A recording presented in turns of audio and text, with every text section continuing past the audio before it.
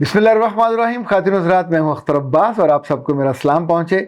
ये जो सवाल है, आई डोंट नो, अहमकाना है, मासूमाना है, इसमें कोई इनोसेंट है, यानी बेखबरी है या गुस्ताखी है। चारों चीज़ें हो सकती हैं, लेकिन मुझे नहीं लग रहा। फैसला ज़रा आप कीजिएगा। मैं सवाल पहले पढ़ता हूँ। बहुत अजीब सा सवाल है। नाइमा कहती हैं कि मेरे बाल करली हैं। शादी वाली रात आयशा से तैयार हुई, पूरे 35,000 रुपये दिए। इतने खूबसूरत बाल उसने गूंधे और उसके ऊपर उसने फूल लगाए, गजरे लगाए और जो मोतिये की लड़ियाँ थीं उनको सजाई। क्या क्या बताऊँ, ठहरे मैं आपको दिखाती हूँ। फिर इन्होंने तस्वीर भेजी, वो मैंने देखी, वाकई बाल खूबसूरत थे। मैं तो 3 दिन बाद नहाई थी।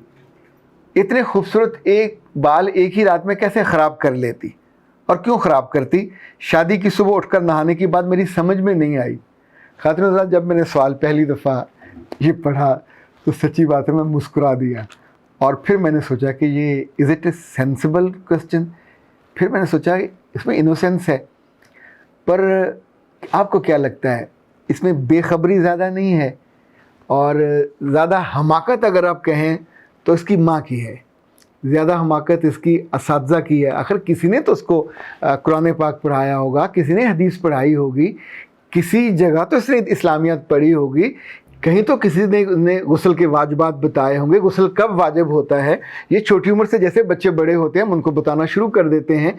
और गुस्ल मुझसे कब होता है, ज़ाहिर जुमे वाले दिन सब लोग गुस्ल कर रहे होते हैं, वो ना वाजिब होता है ना फ़र्ज़ होता है, पर वो मसनून है, उस पर अल्लाह खुश होता है, उसका अजर और सवाब मिलता है। इसमें एक पहलू और भी है सवाल में कि क्या प्रेफरेंसेस, जो ज़ाती प्रेफरेंसेस होते हैं खूबसूरत लगने के, प्यारा लगने के, उसको आप दीन से, शरीयत से, फ़िक़्ह से मुकाबला करते हुए ये सोच के कि चूँकि इसमें मैं खूबसूरत देर तक लगूंगी, 2 दिन 3 दिन में खूबसूरत लगती रहूँगी, तो ओके मैं इसे ओवरलुक कर दूँ। पर मुझे ये तीसरा पहलू उसके अंदर नज़र नहीं आ रहा कि उसने कुछ जानबूझ के ये किया हो। जो आखिरी जुमला है कि शादी की सुबह उठ कर नहाने वाली बात, मुझे तो समझ ही नहीं आई।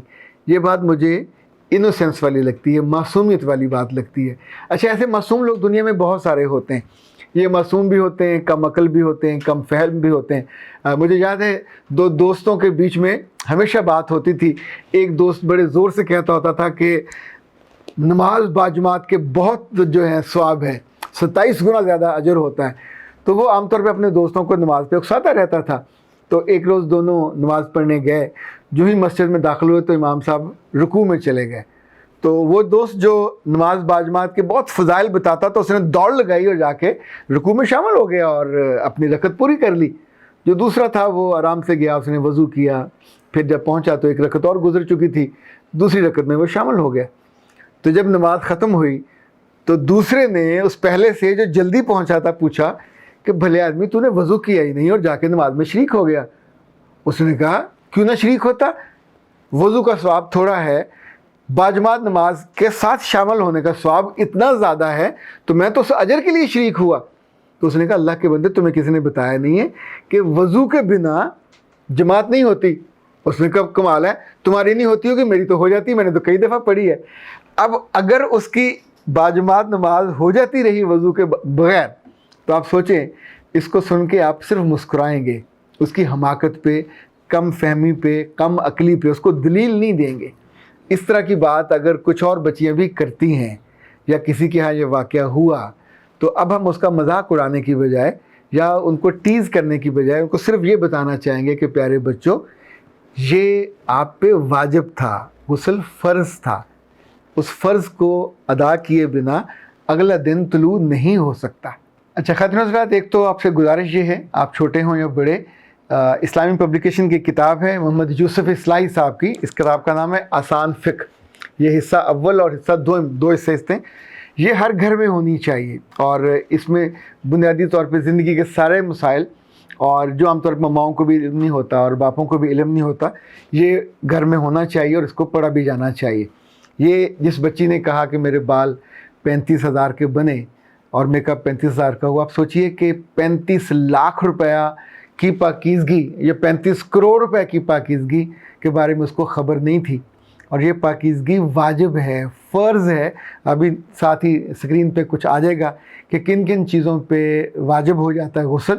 یاد رکھیے گا، غسل ہم عام طور پہ اس کے بارے میں ہم نے پہلے بھی بات کی تھی، اور یہ مجھے دوبارہ اس لیے کرنی پڑی کہ معصومیت بھرے اتنے سارے سوال آ رہے ہیں جس سے ثابت یہ ہو رہا ہے کہ مائیں گھر میں ذکر نہیں کرتی، یا اپنی کم فہمی کی وجہ سے، یا اپنی کم عقلی کی وجہ سے، اور اگلے بندے کی، اپنی بیٹی کی زندگی میں سے وہ پاکیزہ لمحات جو غسل کے ساتھ حاصل ہوتے ہیں۔ دیکھیں، جب غسل آپ نے نہیں کیا ہوا ہوتا تو آپ اس وقت ناپاکی کی حالت میں ہوتے ہیں، حد سے اکبر ہو یا اصغر ہو، دونوں صورتوں میں ناپاکی میں نہ آپ قرآن پاک کو چھو سکتے ہو، نہ نماز پڑھ سکتے ہو، ایون نہ کسی عبادت میں جا سکتے ہو، نہ عبادت گاہ میں جا سکتے ہو۔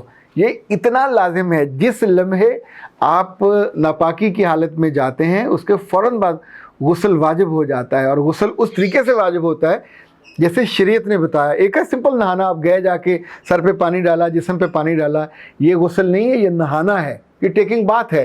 غسل جب بھی واجب ہوگا تو اس کو شرعی طور پہ ہی ہوگا۔ آپ پہلے اپنے ہاتھوں کو دھو گے یہاں تک، پھر آپ کلی کرو گے، ناک میں پانی ڈالو گے، اس کندھے پہ، اس کندھے پہ، پھر پورے وجود پہ، اور خاص طور پہ بالوں میں، اور بال آپ کے جڑوں تک گیلے ہونے چاہیے، تب جا کے وہ غسل پورا ہوتا ہے۔ اور یہ غسل پاکیزگی کا اور شادی کا لازمی حصہ ہے۔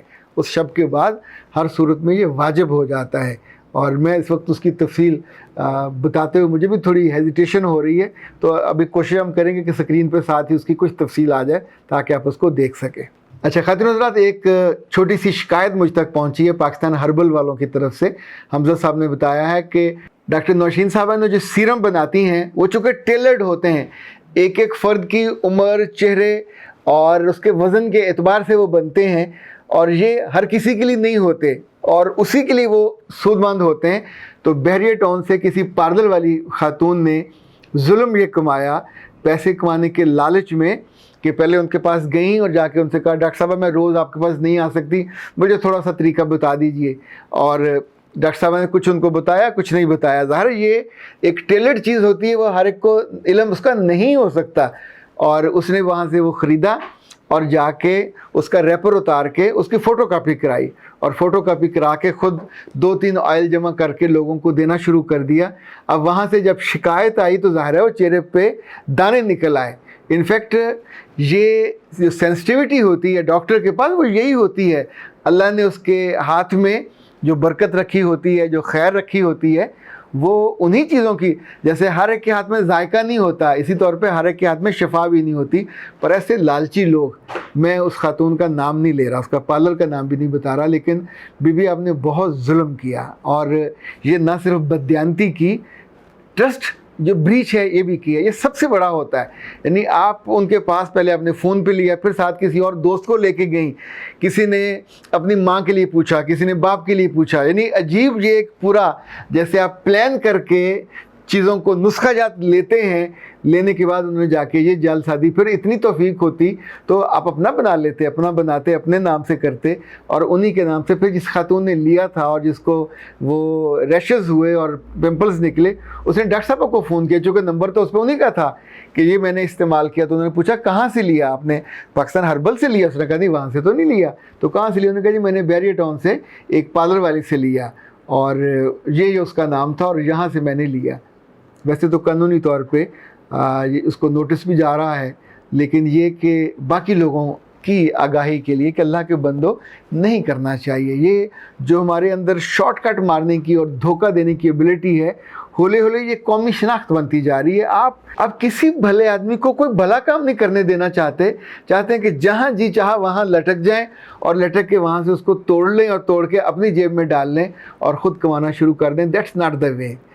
مجھے سن کے بھی برا لگا، آپ کو بتاتے ہوئے مجھے اٹ لکس آڈ، اور اس بی بی کے بارے میں تصور کر کے دیکھ رہا ہوں کہ جب اس کے پاس نوٹس پہنچے گا تو خود اس کو کتنا برا لگے گا۔ لیکن انفیکٹ اس کو اپنی مزاج سے، عادت سے، اس طرح کی جو 2 نمبری اس کو نکالنا چاہیے۔ اختر عباس کو اجازت دیجیے، السلام علیکم۔